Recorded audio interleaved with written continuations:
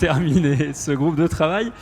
Alors groupe de travail en fait que nous on a réintitulé, donc on a mis les mots un peu dans l'autre sens, donc c'est plutôt l'impact du climat et de la précarité énergétique sur la santé. C'est plus comme ça que nous on avait vu le module et sur lequel on avait commencé à travailler avec Clara et avec Christelle aussi Touzé, donc l'ensemblière territoriale.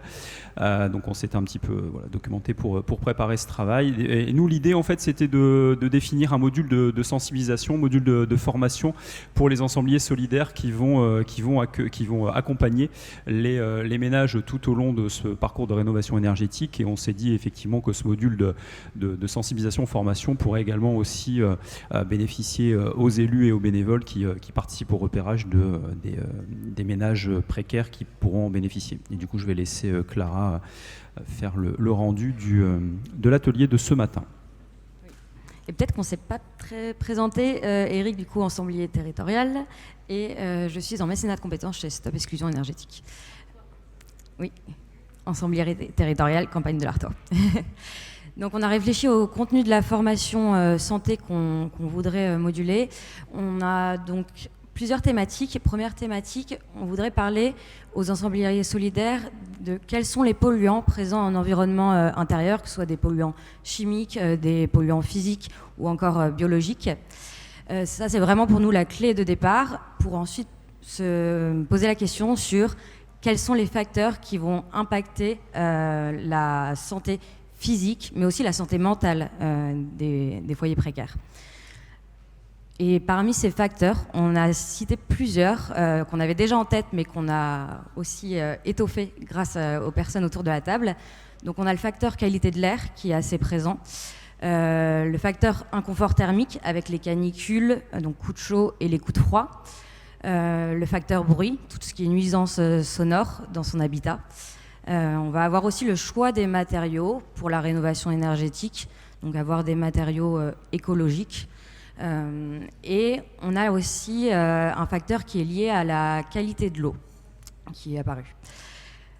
Autre thématique qu'on voudrait aborder à travers ces formations santé, ce serait aussi démontrer donc les conséquences sur les pathologies physiques, donc quelles maladies on va rencontrer en environnement intérieur et quelles conséquences sur la santé mentale.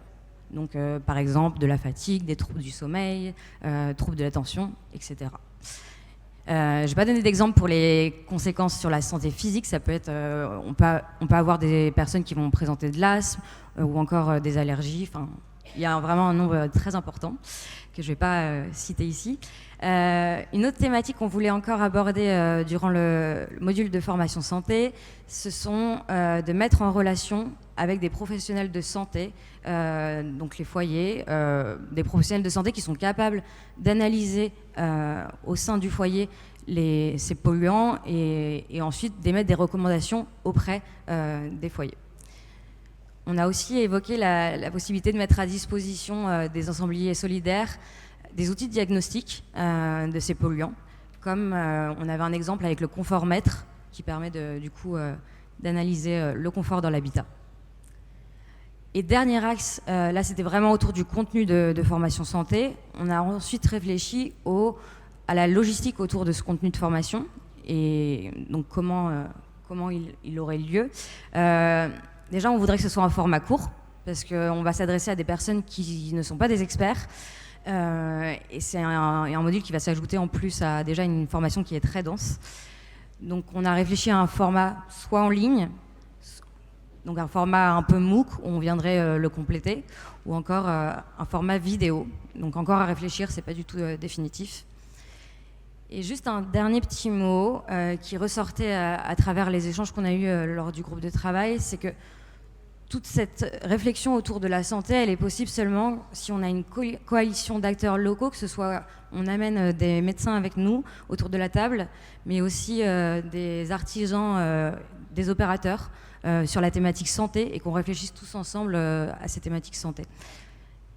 Et dernier point, on a aussi besoin que la législation avance sur cette question-là. Et ça commence à être le cas. On a eu dernièrement une préoccupation européenne avec le dernier texte du Parlement européen qui a voté une mention d'obligation de la mesure de la qualité de l'air en environnement intérieur. Donc on attend que ça avance et que ça se démultiplie au niveau national. Merci. Merci à tous les deux.